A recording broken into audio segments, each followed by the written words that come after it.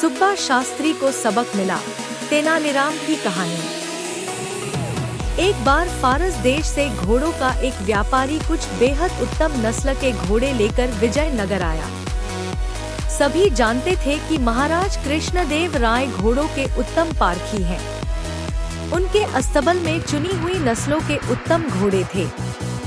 महाराज ने फारस के व्यापारी द्वारा लाए गए घोड़ों का निरीक्षण किया तो पाया कि वे घोड़े दुर्लभ नस्ल के हैं। उन्होंने व्यापारी से सभी घोड़े खरीद लिए, क्योंकि वे अपनी घुड़सवारी सेना को और मजबूत व सुसज्जित करना चाहते थे।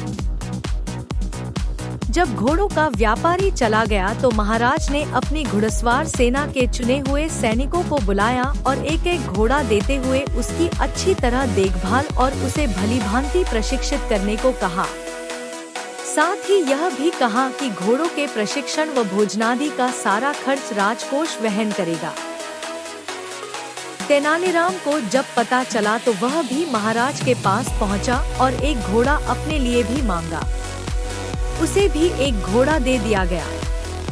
तेनालीराम ने घोड़े को घर लाकर अस्तबल में बांध दिया, लेकिन उसे न जाने क्या सूझा कि उसने अस्तबल के सामने की ओर भी दीवार उठवा दी।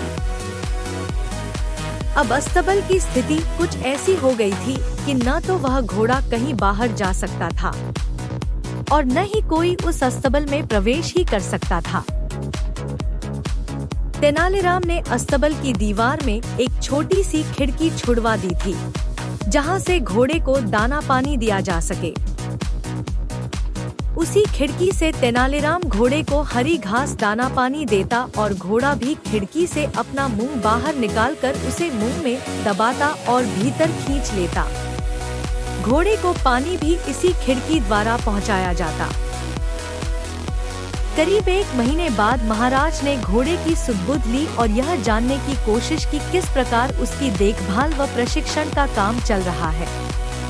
तब सभी सैनिक अपने अपने घोड़े लेकर महाराज के सम्मुख आ पहुँचे। हृष्ट-पुष्ट व भली भांति प्रशिक्षित घोड़ों को देख महाराज बेहद प्रसन्न हुए। लेकिन तभी उन्होंने पाया कि तेनालीराम और उसका घोड़ा कहीं दिखाई नहीं दे रहे। इधर उधर निगाहें दौड़ाते महाराज ने पूछा, तेनालीराम कहाँ है?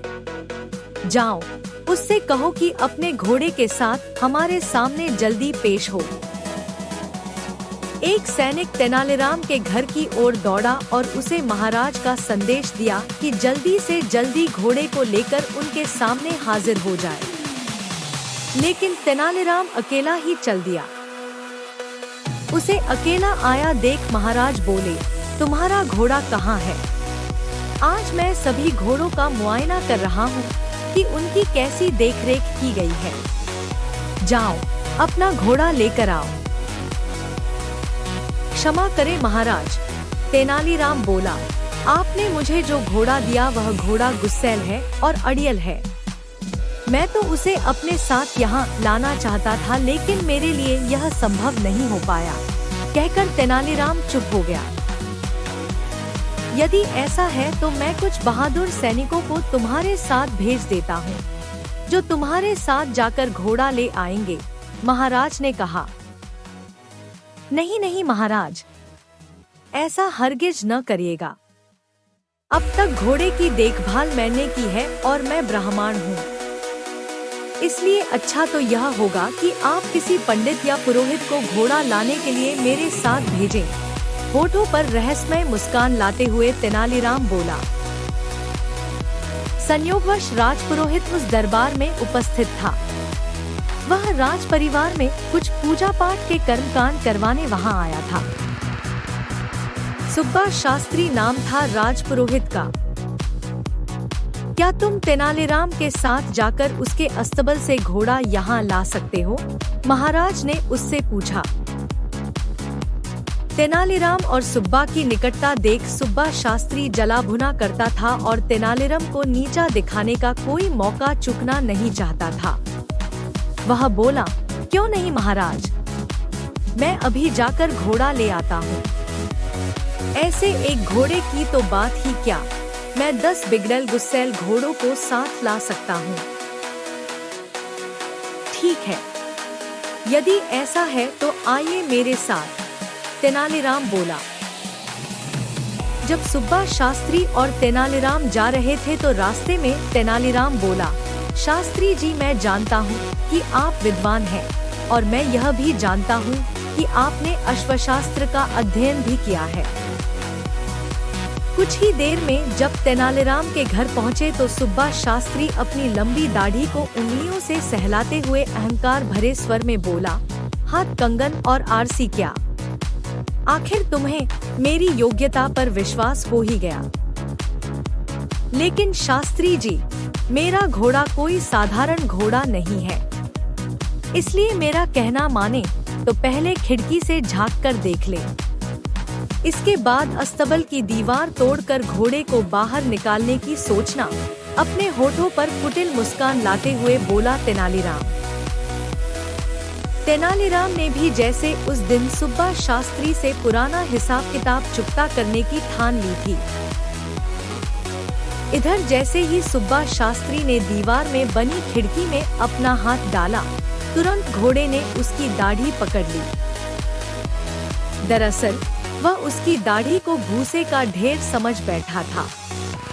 सुब्बा शास्त्री की दाढ़ी को अपने मुंह में दबाए घोड़ा इतनी जोर से खींच रहा था कि उसकी आंखों से आंसू टपकने लगे और वह दर्द के मारे जोर जोर से चिल्लाने लगा।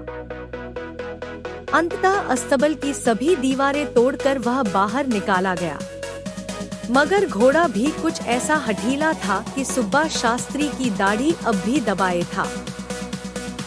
कोई और रास्ता न देख उन्हें उसी अवस्था में राजमहल की ओर जाना पड़ा। अब तक सुब्बा शास्त्री को यह बात समझ में आ चुकी थी कि पूर्व में जो वह तेनालीराम को नीचा दिखाने की फिराक में लगा रहता था, उसी का बदला तेनालीराम ले रहा है। वह तो बस मौके की तलाश में था जो उसे आज मिल गया था। इधर महाराज और अन्य घुड़सवार सैनिक बेसब्री से उनका इंतजार कर रहे थे। तभी तेनालीराम और सुब्बा शास्त्री की दाढ़ी मुंह में दबाए वह घोड़ा वहां आ पहुंचा। सुब्बा शास्त्री को इस हास्यास्पद स्थिति में देख सभी उपस्थित जन ठहाके मारकर हंसने लगे। यहाँ तक कि महाराज भी अपनी हंसी पर काबू न कर सके और बेतहाशा लगातार हंसते ही चले गए। लोगों को इस प्रकार हंसते देख वहां मौजूद घोड़े भी तरंग में आकर हिनहिनाने लगे। तेनालीराम का घोड़ा, जो सुब्बा शास्त्री की दाढ़ी मुंह में दबाए था, भी यह देख हिनहिनाने लगा। जैसे ही घोड़े ने अपना मुंह खोला, दाढ़ी मुक्त हो गई। सुब्बा शास्त्री ने चैन की सांस ली। तभी एकाएक अपनी हंसी को रोक महाराज गंभीर हो गए और बोले, तेनालीराम, मुझे इससे कोई आपत्ति नहीं कि लोगों को हंसाने के लिए हास परिहास किया जाए, बल्कि यह तो अच्छा ही है क्योंकि हंसना स्वास्थ्य के लिए उत्तम होता है।